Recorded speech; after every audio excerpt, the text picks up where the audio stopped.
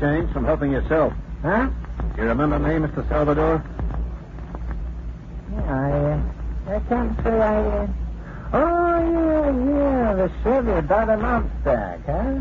I see you sold it. Do all right out of it? Only a little more than broke even. It's a mighty tough game, this used car racket. Perhaps you do a little better when you buy than when you sell, huh? Yeah, you bimbos. Take a look at this folder, sweetheart. Yeah, T-Man? Yeah. It's a dull old occupation, but we like it. My name's Ketch, and this is Marty Burke, my off-sider. We're special investigation officers with the Federal Department of Taxation and Revenue. Suppose we go inside and talk things over, huh? I don't get it. What have I done to bring you guys smelling round? I pay my taxes, don't I? Don't I pay my taxes? Sure. Done what? And that, Mr. Salvador, is what we're here to find out.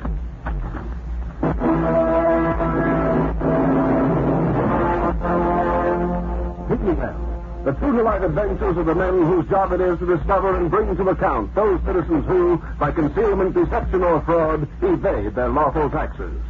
T-Men, with Gordon Glenwright as Jack Ketch.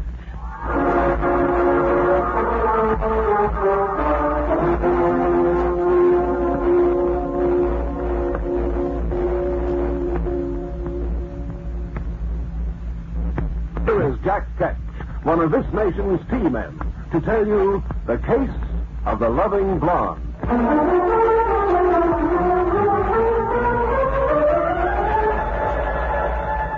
This is a great country. It takes a lot of money to run and keep running. That's why we have taxes. Taxes are scaled so that everyone pays a fair share of the cost according to his or her true income or profit.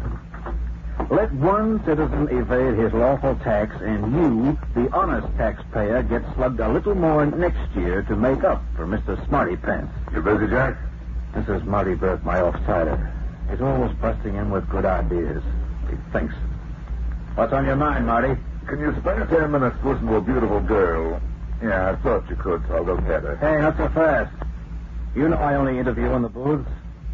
Shove into number 5. It's vacant. This is not a member of the general public, Mr. Ketch, sir. She's staff. And beautiful? This I must see.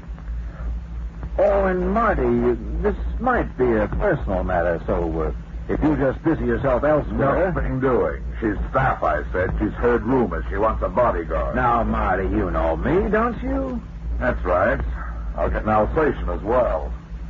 Here at the Special Investigation Branch of the Federal Department of Taxation and Revenue, you get to learn a lot about people. And it's surprising where your information comes from. There's been many a clever tax evader tripped by a tip-off coming from his best friend, an envious neighbor, a workmate, or even a relative. None of which has anything to do with the gal Marty's going to fetch, but maybe it'll give you something to ponder over while we're waiting. Okay, you can stop pondering. And there you go, there. Thanks, Marty. So it's Gilda and Marty, eh? I wonder how long this has been going on, and how long it'll take me to break it up. Gilda, this is Mr. Ketch. Jack, meet Miss... Hello, Gilda. Hello there. I didn't know the face, but the figure was familiar. I've been seeing around the corridors for days, and around my ceilings at nights. Mr. Burke tells me you have a problem. That's right. I feel a bit goofy worrying you with it, but I need some advice from... Well, here I am. Tell me, do you swim? Sure, I'll swim. Why? Oh, just curious. Go on. Well, it's about my boyfriend. Dear Dorothy Dick. So you got a boyfriend. I haven't got 2 heads, have I? May I go on? Oh, do. This is getting interesting, I hope. What about your boyfriend? And leave out the tittle-tattle. Well, it's like this.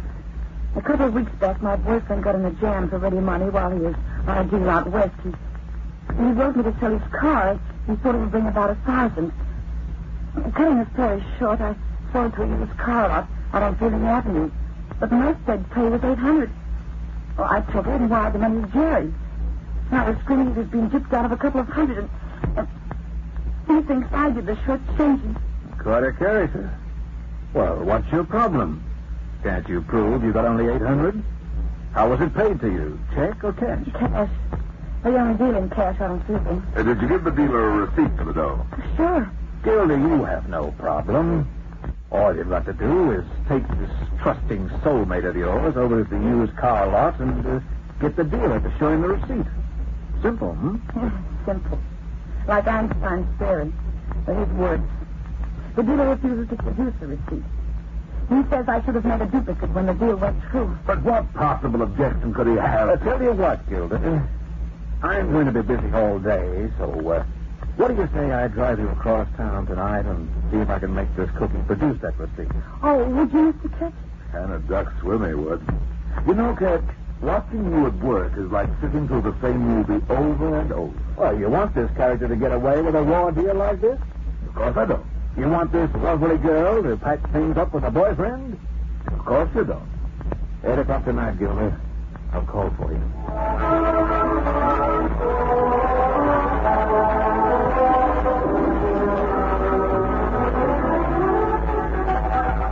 And I did.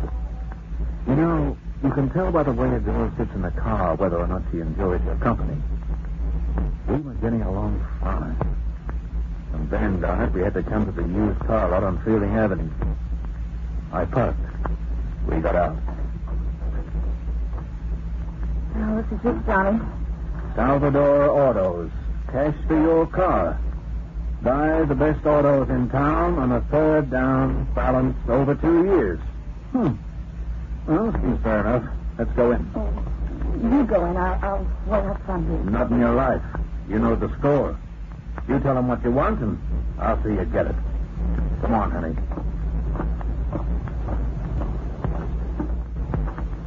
Can I help you, Bud? I certainly hope so. Are you Mr. Salvador? If there is a Mr. Salvador. He just stepped out for a cup of coffee. Anything I can do? Yeah, perhaps you can.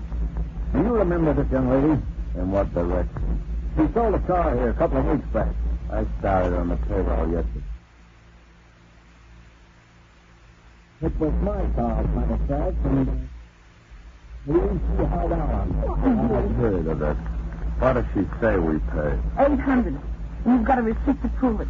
Step into the office. I'll turn it up in the register. Worked like a charm. Come on. What day would it be? It was March 23rd.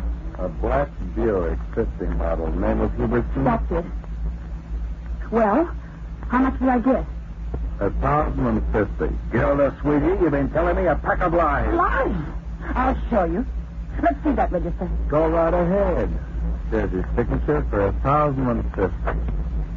It's impossible. It's crazy. I mean, I couldn't believe that's all I signed for. Looks like you were right, Bud. You've been held out on. Yeah.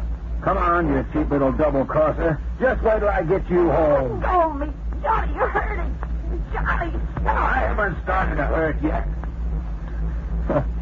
What'll she do after they're married?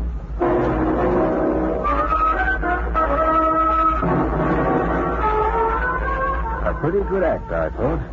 I admired Gilda's, too. Now, what was I to believe? There it was in black and white. 1,050. Had she held out on a boyfriend and pulled me in to help make a story stand up? She told me the dealer wouldn't let her boyfriend see the receipt.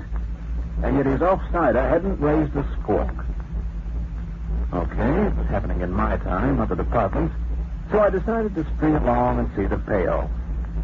We parked a while by the lakeside, and Gilda poured and re-poured her tale of woe into my ears.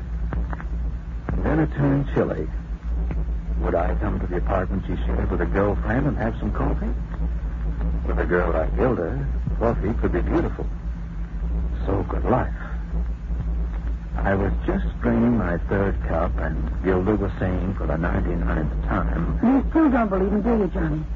You still think I stole that money, don't you? When the door opened, and in walked the tallest, broadest, huskiest hunk of muscle I'd seen since Bernard McFadden dropped out of the magazines. Am I interrupting something?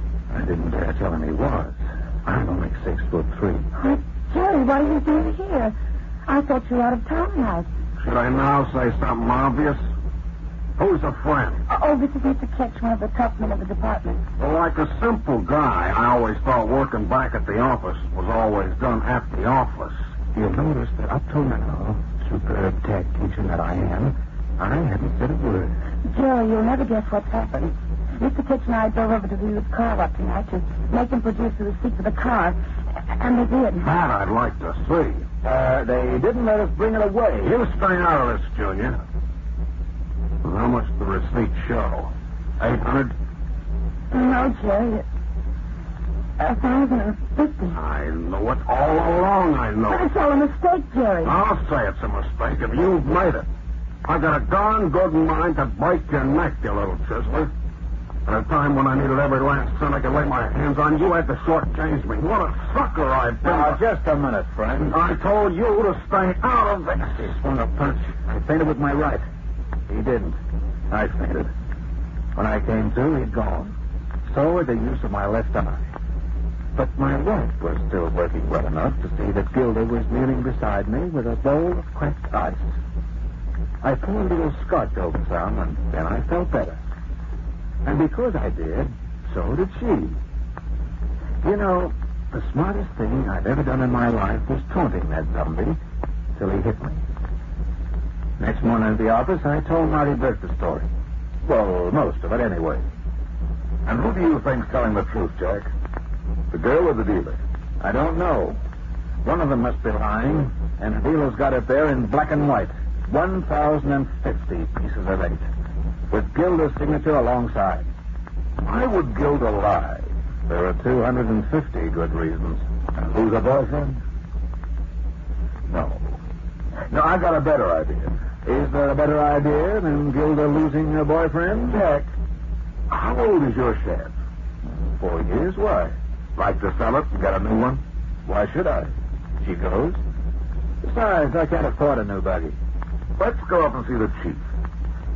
I think I can convince him that you need a new car. What dirty scheme are you cooking up?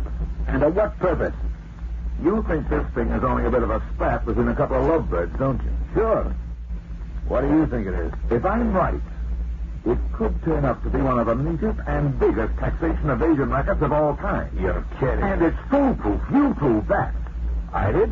Oh, well, it was right under your nose and you never saw it. Doesn't that make it foolproof?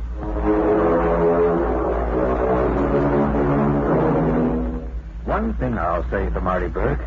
Even his insulting is right on the ball. We went up to see the Director General, and there Marty explained my scheme. It was a beauty. It was a honey. The only catch was, would it work? Marty had his doubts, too. That's why he told the chief it was my idea. Oh, yes. He's right on the ball, is Marty. And this time, he broke bingo. We'll return to Jack Ketch and the case of the loving blonde in just a minute. Meanwhile...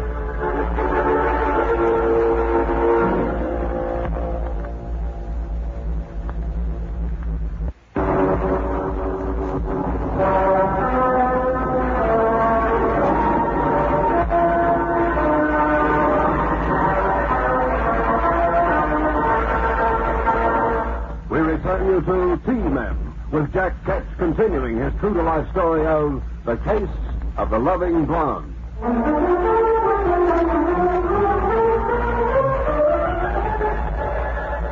This case had started with me trying to do a good turn to a honey blonde on the staff in the Federal Department of Taxation and Revenue.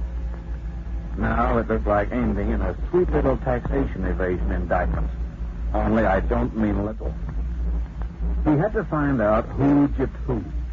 And if Salvador was doing the gypping, he had to discover why. I drove out in my Chevy. Marty followed in a departmental car. My luck was in. The salesman I'd seen the night before wasn't on duty. But Salvador was, with a toothpick. I should have got there before lunch. You're looking for someone? Yeah, the boss. You, Mr. Salvador? That's me. You want to buy a car? I want to sell one. That out of the fence? No, nothing good. Well, what's wrong with it? I've got late models only. Look, Mr. Salvador, I need the money. I've been all over town trying to get a price on it. I just got to sell it today. What sort of price you've been trying to get? 800? Huh? You mean it's not worth 8? But, Mr. Salvador, it's a clean vehicle. It's unmarked, never been in a smash, driven only 30,000 miles, and... What's 30,000 miles to a shed? Yeah.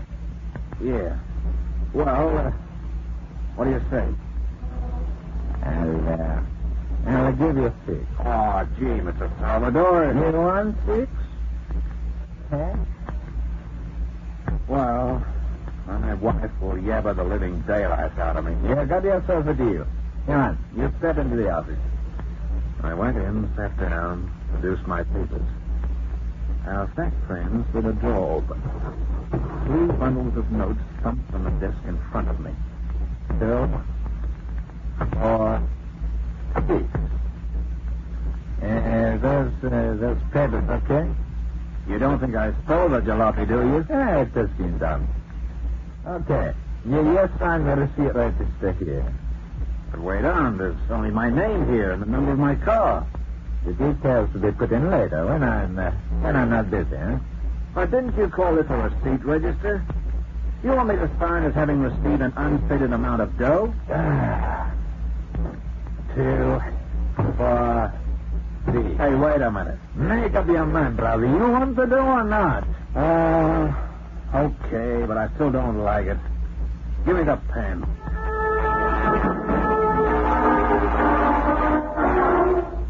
So that's how it was done, He buys your car for cash money and gets you to sign a receipt which doesn't mention the price paid. Where that should be, there's a sweet blank space which he can fill in with any figures he wants. What a setup. Marty drove me back to the Federal Building in great glee that he'd been right again. Me, I was happy to know that Sweet Gilda was in the clear. After all, it's a bit difficult to run your fingers through a honey blonde's hair if your mind's busy with the thought that she might be running hers through your wallet. Marty rode on up to the top to report to the chief. I went right into my office. Surprise, surprise. He was sitting at my desk. Writing me a love letter, Gilda? No, not exactly. I just thought I'd like to leave you a note. What do you mean, leave me a note? Well, I'm quitting today. Leaving? But why? Here, let me see. No. Give, sugar. I'd sooner told you about it if explained. You weren't here. Hey, what's this? You're going to read things. I don't believe it. You didn't steal that $250 from the sale of your boyfriend's car. You only got $800 for it like you said. I tell you, I got $1,050. Nuts. You got a bank account? I had. Yes, I've got one. Then you have a passbook and check stubs in your wallet. Give me that portmanteau. I don't. How dare you open my wallet like that? You pipe down until I... You love him pretty much, huh? You paid Jerry off for $250 of your own money. You're crazy. So are you. About him. I hope he appreciates you. He's seen me tonight so I can explain. And you tell him this. When you signed that receipt for Salvador's $800, there wasn't any price in the figure column, was there? You just signed. I guess I was too busy trying to get his money to notice. Salvador said, sign here, and I signed. But I've certainly got $10.50 in it now, so it must have been there before. Really, you're a very sweet person. You trust people, don't you? Sure, I know.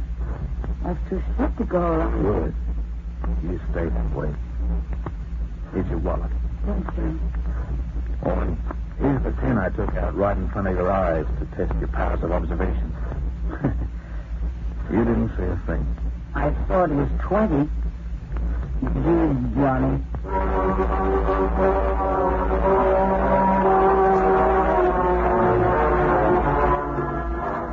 We went in a hurry to nab Salvador. In point of fact, we couldn't grab him until he did a certain little something. That being to file his current income tax return at the end of the fiscal year in 3 weeks' time. Meantime, we had all our plans cut and dried. Meantime, too, I had a new convertible. It's a honey of a setup, Jack. A tax evader's dream. Yeah, but like all the rest, it's only a dream until someone wakes up. Think of it. This character buys a used car for, say, $800 on an open receipt. The seller signs it, takes his $800 and beats it. Then Salvador picks up his pen and makes the receipt for any amount he likes, maybe $1,000. So he's up $200. Then he sells the hot rod to some goon for $1,200. So he's up another $200. He declares that as gross profit, but keeps his mouth shut about the 2 centuries he's made on buying the car. He sticks that down south and gets it tax-free. Sure. He makes $400 on the vehicle, but his books show he's made only $2. Less his operating expenses, and that's all he pays tax on. It's a wither, Marty. And we've never got onto it, but for Gilda having us back with a bone crusher. Maybe Salvador's not the only boy in this business working the racket. Marty, this might snowball into something big. It had better, friend, or you'll be struck for the cost of that convertible. Don't worry. When we pounce on Salvador, I'm going to be the white-haired boy with the chief. Well, then I suppose they let you have the wheels put on. 3 weeks whizzed by. The federal building was snowed under with taxpayers' returns of income, including one from Ken Salvador, used auto dealer, Fielding Avenue, this city. He claimed he'd sold close to 300 jalopies during the year for a gross take of close on $240,000. Expenses were high, but he'd still cleaned up a packet. But that was nothing to the packet he hadn't told us about. Even 100 on every car he sold made a sizable chunk of gold. We moved in. This time we got to Salvador's before lunch and well after breakfast to avoid the sound effects of a toothpick obligado.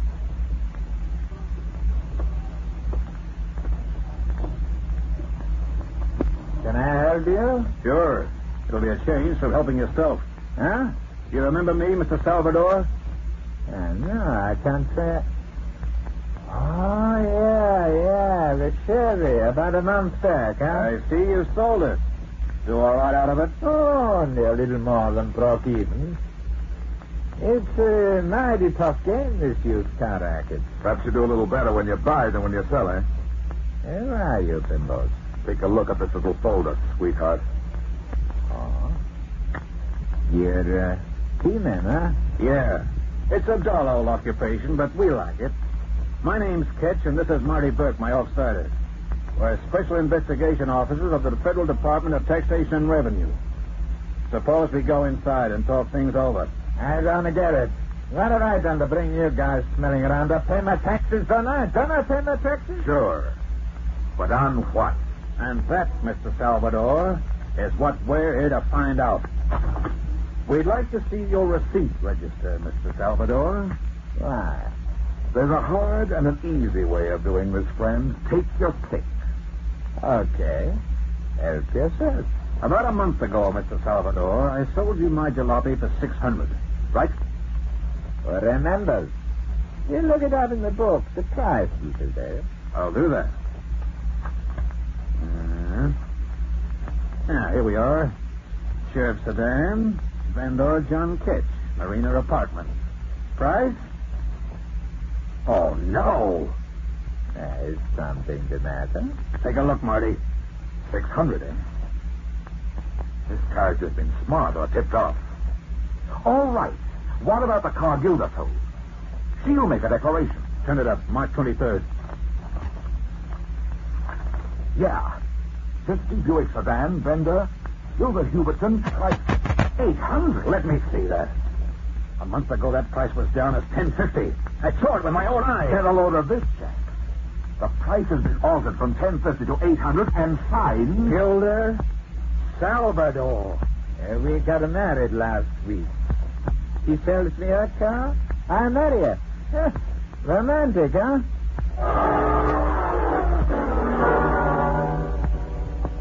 Out generaled, outsmarted, and out on a limb. Our sweet little honey blonde had yielded to temptation, paid off her boyfriend to keep him quiet, and married into a profitable business. So we gave up? We did not. We traced every person who'd sold an automobile to Salvador for a year past. found out what he paid them, checked their bank accounts, then checked Salvador's receipt register. In almost every case, he'd upped the price by at least 200 and sometimes 3. Now, over 300 unrelated citizens couldn't all be liars, could they? We threw the book at Salvador, and he collapsed like a new bride's pie crust. We skinned him as clean as a whistle. When we were done, all he had was his socks. And Gilda. I hope she was a comfort to him. This is a great country. It takes a lot of money to run and keep running. That's why we have taxes. Taxes are scale so that everyone pays a fair share of the cost